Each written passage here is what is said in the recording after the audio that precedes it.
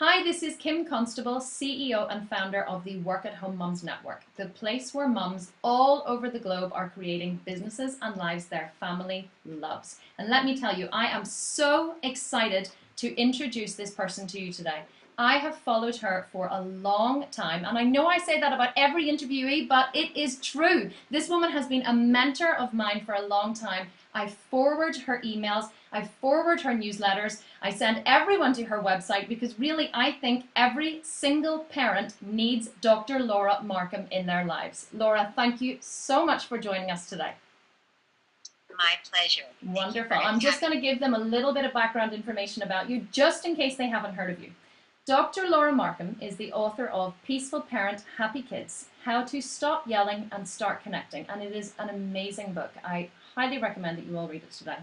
Since earning her PhD in clinical psychology from Columbia University, Laura has worked as a parenting coach with thousands of parents across the English-speaking world. She serves as an expert for Mothering Magazine, Pregnancy.org, and several other websites, and has appeared on dozens of radio shows and hundreds of parenting magazines and website interviews across the world. Now, more importantly, Laura is mother of a 17-year-old and a 21-year-old, and she says that being a mum convinced her that parents are doing the hardest job there is without effective tools and information. Her aspiration is to change the world by supporting parents one family at a time. And that is something that's very close to my own heart, and I absolutely love it. Laura, thank you again for being here with us today. It is an absolute honor to have you here. Thank you. Now, I know that I sent you a pre-approved list of questions, and I'm gonna, kind of go through them a little bit, but we may veer off as well a little bit if something comes up that we're excited to talk about.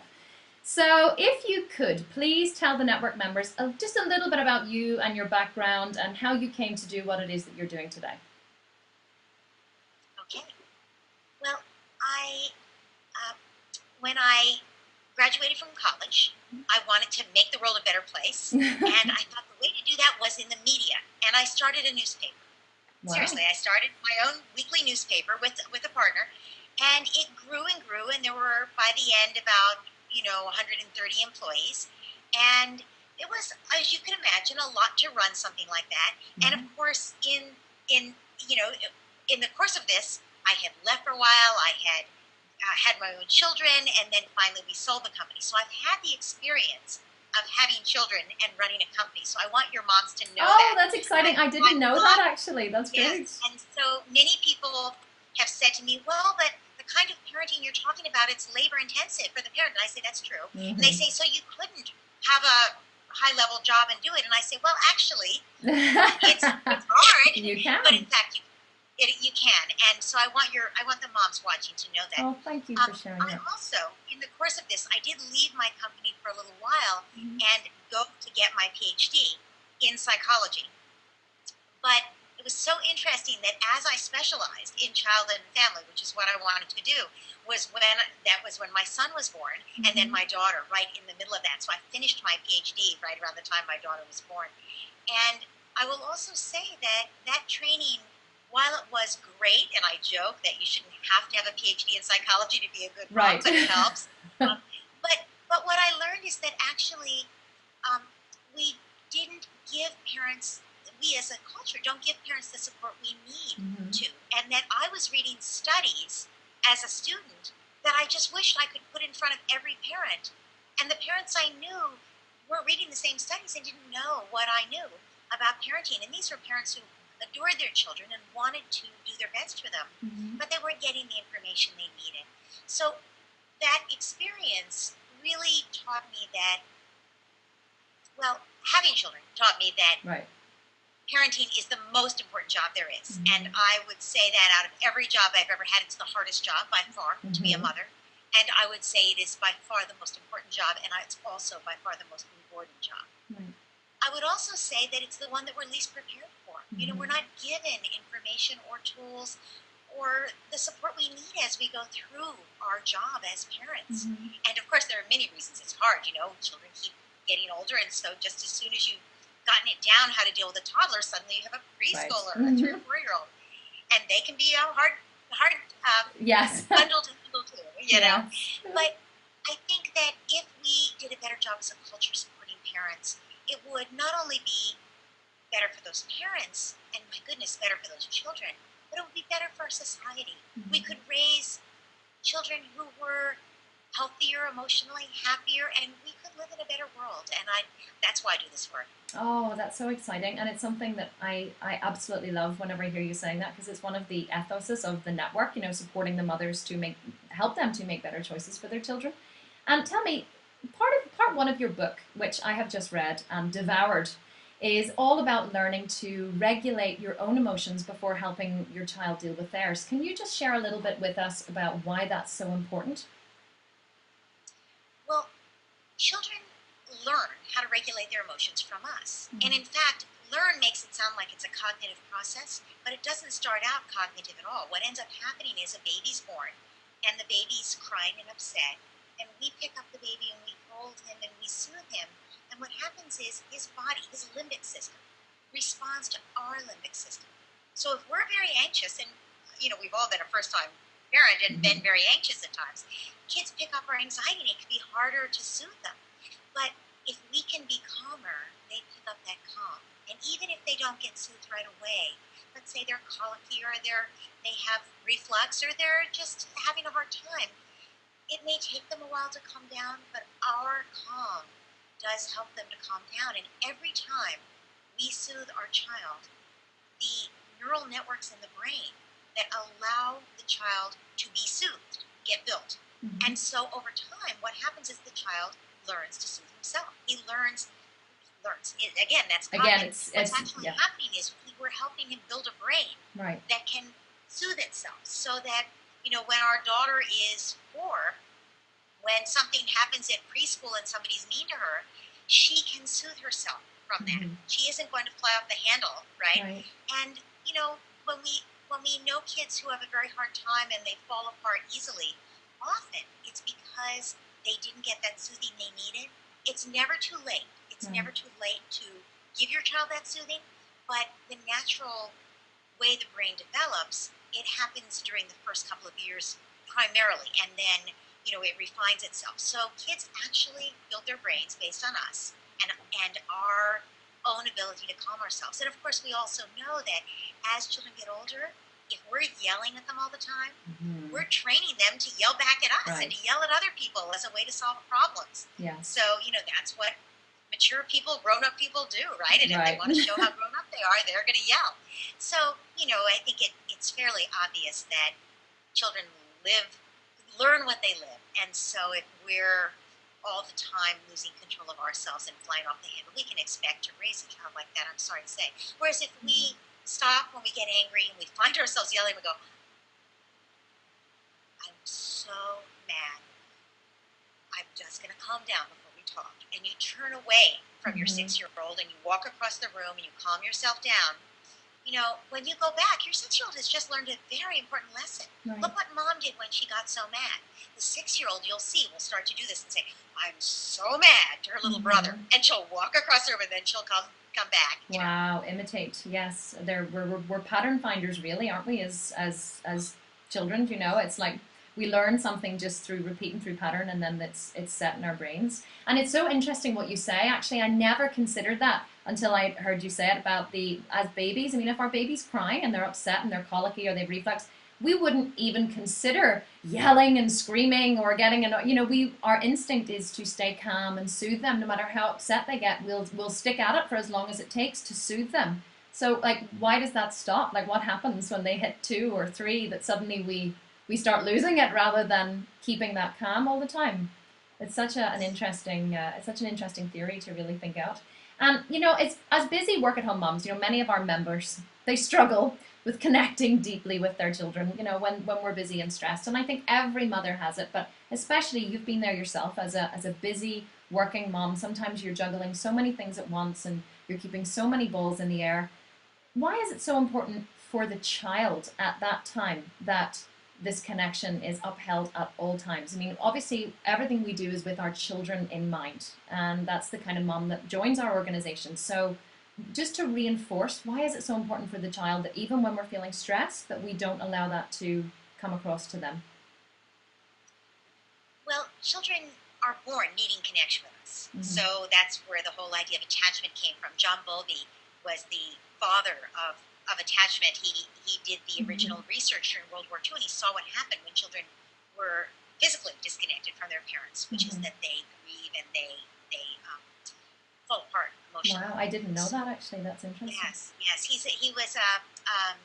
He lived in London, I believe, and he watched what happened during the Blitz when children were, of course, shipped out to the countryside to keep them safe.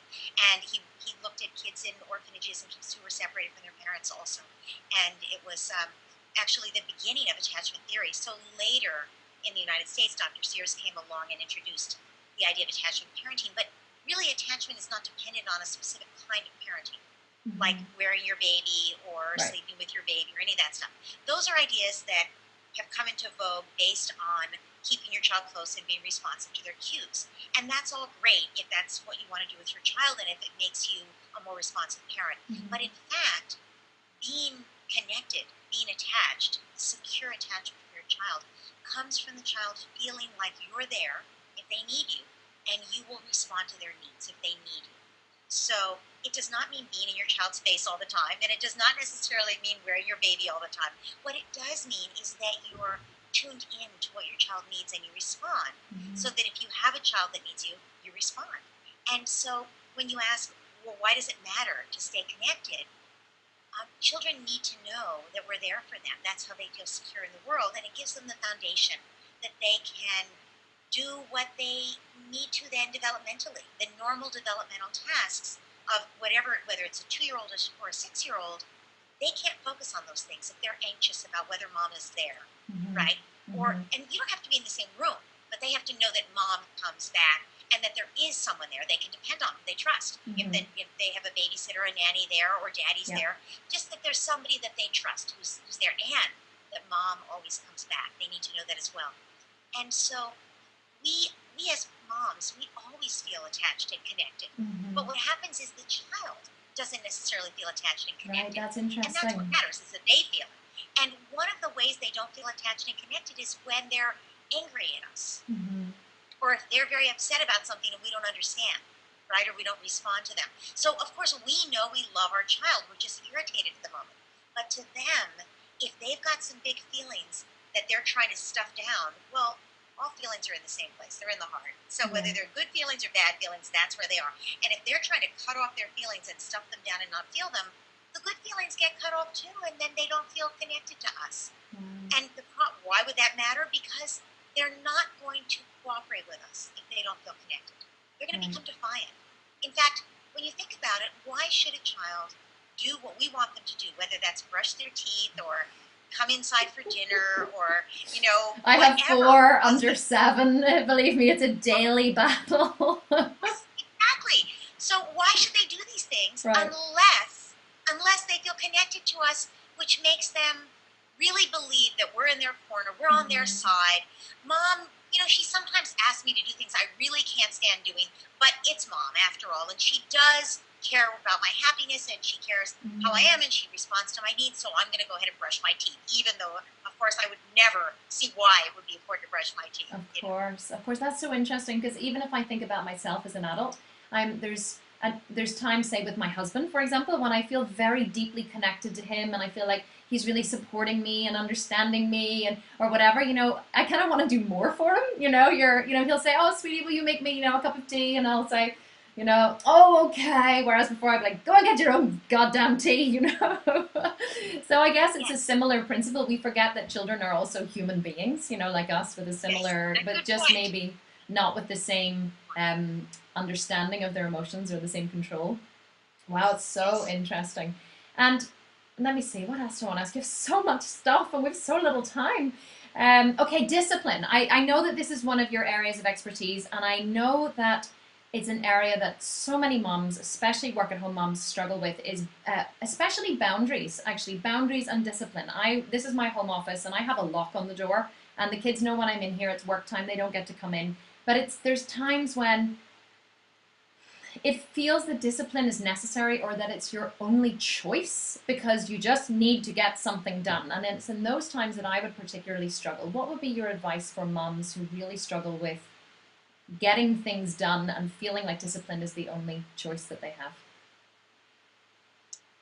Is that too much of a fragmented question? I'm sorry if it is. I think discipline, of course, we could talk all day about discipline, but the specific question about getting things done as a mom, you know, and how hard it is to get things done as a mom, I would just say that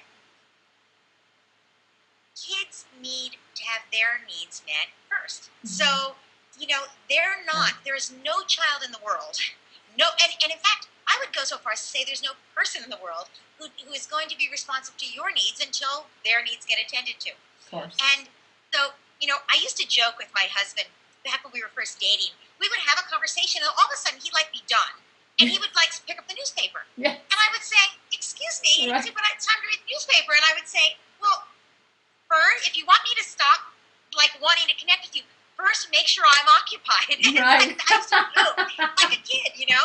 And of course, when I had my children, that was my rule. It's like, I need to get something done, let me get them occupied. Right, and right. I do not come from the school of thought that says we have to be constantly stimulating children.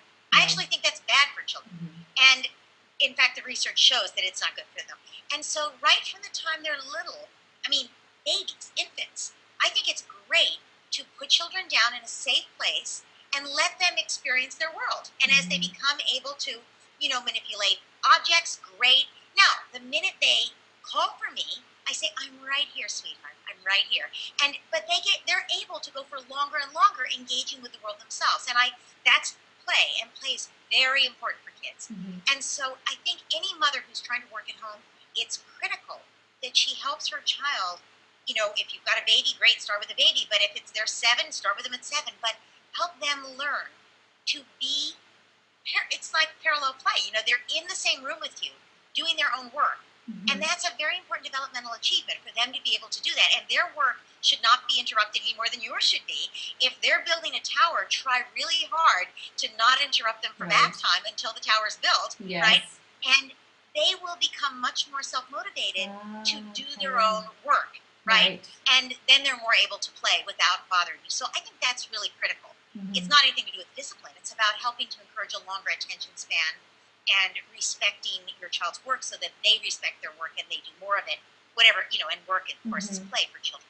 So discipline, so when you say boundaries and limits are really important. Limits are really important for children because until we expect them to be able to meet an expectation we have, right, whatever it is, brushing their teeth, as we just said, or not interrupting you in your office, they never learn self-discipline. The way discipline is actually developed, there's a part of the prefrontal cortex that it's like a little gear shift, like old cars with gears in them. And when the child gives up what they want to do something they want more, that's self-discipline, right? So that's what discipline really means. So when I say to do something they want more, it's not to do what mommy wants. Right. Giving up what they want to do what mommy wants does not give them self-discipline. In fact, if they're resentful of it, it makes them resentful. You know, it makes them feel like they're victimized, right? But if they have a good relationship with you and they want to do what you want, then they'll give up what they want to stay and play with the tower, to do what you want, which is it's bath time, right? And so, all right, that's what mommy wants, because what I want more than building my tower is to have a good relationship with mom. Right. It's to go upstairs with her and, you know, to the bath. And so that's self-discipline. And when they get older, it will be what I want more than playing with my friends is to get my homework done. What I want more than partying late and sleeping late, you know, is to go to my job on Saturday morning. You know, the things that children need to develop self-discipline for, they will have that because they're practiced at giving up what they want for something they want even more, which is their relationship. Right, the relationship. So I would say that when you want to work, what you say is, sweeties, I have to work this afternoon. Let's talk about what you're going to do while I work. And then you make sure they're set up with activities. Now, what will you do? I mean, I assume there's somebody who can help them if they need something, a babysitter or someone. Yeah, I have right? full-time care in the house. Okay. So what will you do, sweeties, if you need me? We'll go to Mary. She's here. You know, great. Okay. And so you sort of go through the whole thing with them, and you say to them, now, when I'm done with my work, I can't wait to see you again. What game can we play? Can I chase you around the house and play Mommy's the Scary Dragon? You know, what should we do? So something they can look forward to. You say, so I can't wait to do that, but first I need to finish the work. So you're going to be with Mary while I do that, So it's all the preparation and them feeling like they can handle it and they know what to do if there's a problem. Children have this unerring instinct for when we're not available. You get on the telephone and immediately they know you're not available and they're like, well, what if a tiger jumps out of the bushes and eats me? I'm going to die, right? Now, of course, there are no tigers in any of the places that anyone watching this are living, I don't think. Right. But to them, their genes are basically Stone Age genes. So genes change very slowly. So the kids who survived are the ones who kept their parents' attention. If the parents' attention wandered, the child went and got the parents' attention. So no tiger found them without a parent nearby. Those are the kids who survived. The ones who didn't care, they're dead. Tigers ate them, right? So, but it's so true. It's so true. I totally get what you're saying, and it is so true, and it makes so much sense. So I haven't addressed discipline at all, because discipline, I think, feels like punishment. But what I am saying is that I think it's totally doable if we think about our child's needs and do some planning and communicating, right? And we set it up properly. Now, and then if there's really a babysitter, you just don't need to open the door. Now, you may need a soundproof room, but you don't need to open the door, right? You're at work. It's much harder for them to have you working at home, of course, than if you left the house. Then they would cry, and then they'd get over it, and then they would be happy to see you when you came home, you know? Discipline is a different question. I'm happy to address that if you'd like to. Yeah, no, I think that, I think that from what I take from what you've said, which I hope the moms at home have taken, is whenever your child is just very, very deeply connected with you and they are always in the forefront of your mind and everything that you do and every plan that you make and every business you take on and everything you plan to do, that you're thinking of them and their needs first, discipline probably shouldn't really come into it because you've set it all up in advance that it doesn't, there's really no need. I mean, I don't do a lot of discipline. I don't believe in punishment insofar as, I'm very good at just drowning out the kicking at the door. Like I had my son kick at my office door once. I timed him for 3.5 minutes. He stood and kicked the door and I didn't open it. And eventually he got fed up and he went away because he just wanted my attention. So I think that there's times when we can't control our own emotions and we lash out, which then we call discipline, but that's really, I can't control my own emotions and now I'm going to lash out at you to feel better. So I think the 2 points that you've made are vitally important, keep control of our emotions and prepare in advance. And really, if you do those things, your child should learn to do that themselves and to not need the discipline or the punishment. I hope I'm not putting words in your mouth or preempting you. I'm just processing what you've said. I think that's exactly right. And I would just add that we need to set limits. And children do learn by the limits we set. Like, I'm going in my office and I'm not going to open the door for 2 hours, right? But there's never a need to be mean about it. Right. The Dalai Lama says, be kind whenever possible. Right. It is always possible. That's what he says. It is always possible. And there's never a reason we need to be mean. So your limit is like the wall. He can kick on the wall all he wants, but the wall is not going to give, right? And you're not going to give on the limit. No, I'm sorry, you can't have a cookie. No, I'm sorry, you can't watch the telly. Whatever it is, you can be nice about it and say, but it's still bath time. I know. You wish you never had to stop playing. I bet when you're a grown-up, you'll never stop playing. You'll play all night, every night, won't you? And, there's never a reason to be mean, but they still have to come to the bath, right? Right. That's so true. It's so true what you're saying. And honestly, these, the things that you're giving us, the information you're giving us, I really hope is going to help our mums and our members to really parent better. Because as you say, it's one of the most difficult jobs and we just don't have these tools to do it correctly. So we're running into 23 minutes, so we don't have much more time, but what else do I want to ask you? I want to ask you, I suppose, just before we go, a little bit more about your book. And I want to help you to really, I want to get this book out to as many parents as possible. So, and I know that I'm going to throw this on you. I haven't prepared you for this, but why should our members buy your book? And by the way, we have a special at the end here that you're going to be really excited about where you can get a copy of the book for free. But Laura, tell us now, what tools are available in this book for parents that, what makes this the essential parenting manual? And those are my words, not Laura's, but tell us, why should we buy it? What are we going to learn from it? And how is it going to help us? Okay. Well, this book is not your regular parenting book. Most parenting books say, here's how you control your child to make them do what you want, right? And then you feel like a terrible mother when you can't control them to make them do it, right? what I say is, you can't ever control another person. Right. All you can really do is influence them. But that's a good thing because it teaches your child to think for themselves, right? And it actually is better for their moral development that they make the choice, that they want to behave. They're not doing it because they're scared or being made to. And the first step is always to control yourself. Okay. Other books make it sound like, well, of course you're going to control yourself. I know that you're a great mom when you're not upset at your kids. Yes. Right? I think wonderful. The best. Exactly. When do you have a hard time with your children? When you're upset. It's those Right. big emotions that get in our way. So the whole first section of my book is, how do you deal with your own emotions? What can you do to stop yelling? What can you do to calm yourself down? That's really, I think this is the crucial support that's missing from most parenting books. So that's the first section. The second section is connection. And we already talked about how important it is. Children will not cooperate with you without the connection, right? When kids are defiant, it's a connection problem, not a discipline problem. They need to feel more connected.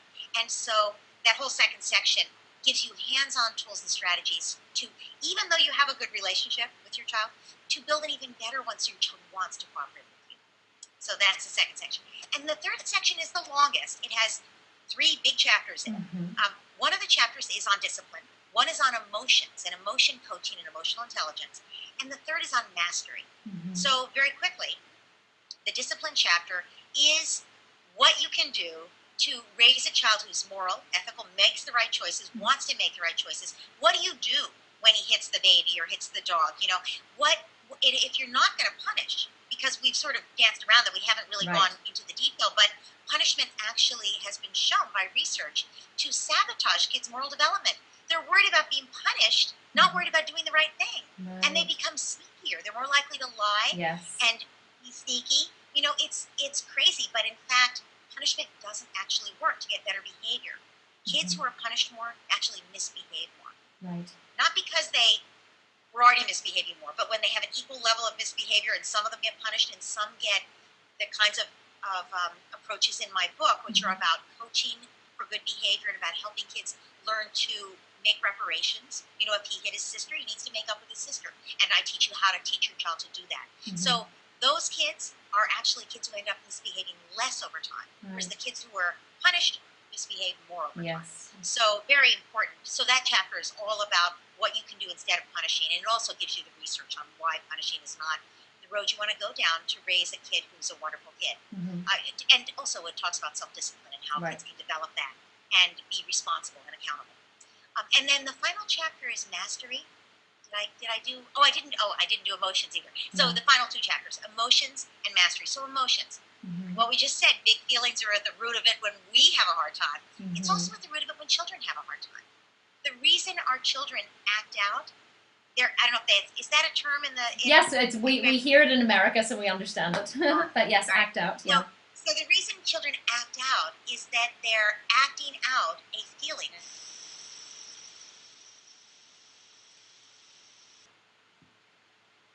The reason they act out, sorry? So the reason children act out is because of big emotions. So acting out, what it means is acting out a big feeling that they can't articulate. So when kids have a hard time, there are big emotions driving that hard time that they're having. And what we can do as parents to prevent such problems next time around is help them with the feelings driving their behavior. So this entire chapter is about how to do that and how to raise a child who can regulate their own emotions. Because kids who are emotion coached actually become more self-regulating with their emotions more easily, more quickly, you know, earlier in life. And then the final chapter is about mastery. I love that chapter. It was one of my favorite chapter of the book. Yeah, it's my favorite chapter. And it's something we don't talk so much about, which is how do you raise a child who can discover their own passions and develop the resilience and the self-confidence to pursue those passions. So you liked it? I loved it. And you know what, and I think because I think that it's really what every mother wants for their child. You know, it's really what we want, and especially the kind of mom that we seem to get in this network is a more mindful mom, is a mom who thinks differently, who doesn't conform in the same way, and is, you know, thinks about their child differently and wants to earn an income so they can provide a better education, provide a better life, encourage them to pursue their passions. We have a massive posse of homeschooling mums as well. So the mastery really resonated with me, and I think that it's something, I think that for us to be able to teach our children that, but through the strategies you give and the way you describe is such an essential tool. So that's the book, and I think that you will find some of this information on my website or in my daily emails. I send out emails for free to anyone who signs up. But what the book does is it puts it together in a very comprehensive way that gives you step-by-step strategies and tools to use. So if you go on Amazon, you'll see the reviews. They're pretty... yeah, that was the next. I actually want you to talk very briefly before you go about your website. It's ahaparenting.com. Yes. That's for those aha moments. For those aha moments. And anyone can, and we really want you all to go on to Laura's website, ahaparenting.com, and subscribe to her newsletter, because the newsletters that she sends out are absolutely incredible, and they are packed full of very real situations you will find yourself in every single day, and the strategies to cope with those situations. That is what makes the newsletter so valuable. It's not just talking about the problem, it's actually giving you real life solutions to deal with the problems. And every time I read your newsletter, I said to you a couple of times in emails, oh, I was struggling with this exact thing today with my son. You know, mine are 7, 5, 3, and 1, so I have them all at different stages. And I seem to be going through, it's almost as if you're choosing something from my life and writing about it that day. But I guess it's because we all struggle with the same things as moms, and you've been there and you talk to the parents, you know what they're going through. Yeah. I think that is actually what's different about my approach, the book and the newsletters, is that I'm a mom. Right. And so I'm writing very hands-on from the in the trenches view of right, in the trenches experience. So ahaparenting.com, go on today and subscribe. And also your Facebook page, Laura, is it? And you have a Twitter account too, which I only found out the other day. I don't know why I haven't followed you on Twitter, but I did, and they can find all that from your website as well, all that to connect with you on all the different social media sites. And Laura's book, Peaceful Parent, Happy Kids, How to Stop Yelling and Start Connecting, is available on Amazon, both .co.uk and .com, and you can also download it to Kindle. I downloaded it to the Kindle on my iPhone from Amazon, and it was delivered immediately, and I was able to start reading. You don't even need to wait for it to arrive in the post. You can get it today. Now, something very exciting that I want to share with you guys before we go is that we have 10 copies of Laura's book that we are giving away for free. And all you have to do to get a copy is go to our Facebook page, which is facebook.com/work-at-home-mums-network, but most of you will be on there anyway. Share the link to this interview on your Facebook page, and you will go into the draw to win one of Laura's books. And we're not going to wait. I mean, we're going to do this as soon as this interview goes out. We're going to wait maybe 24 hours, and then we're going to choose the winners. So we want you to go on there immediately after this interview, go to the link to the interview and click on it, share it on your Facebook page, and you could win a copy of Laura's book for free. Laura, thank you so much for spending your time with us today. I know I ran a little over, and I could talk to you for hours and hours and hours, as probably could every mom, because you're someone who really connects with moms and who we really feel that you just get us, and that's just so wonderful and so nurturing. And I really hope that you'll come back and see us again maybe in the future, and maybe do a Q&A or an interview or something for the website in the future. We would love to keep in touch, because I think that your strategies and the work that you do is inspiring and should reach as many mums as possible. So from the bottom of my heart and for the network members, on behalf of them, thank you so much for your time today. Thank you. I would love to come back and do a Q&A. That'll be a lot of fun. Oh, that will be. Maybe next time we can do it live. I shouldn't say this live on the interview. We should talk about it afterwards, but... No, that'd be great. Yeah, that would be wonderful. Okay, well, thank you so much for your time. I really appreciate it, and we will talk to you very soon. Okay, bye-bye. Okay, bye-bye.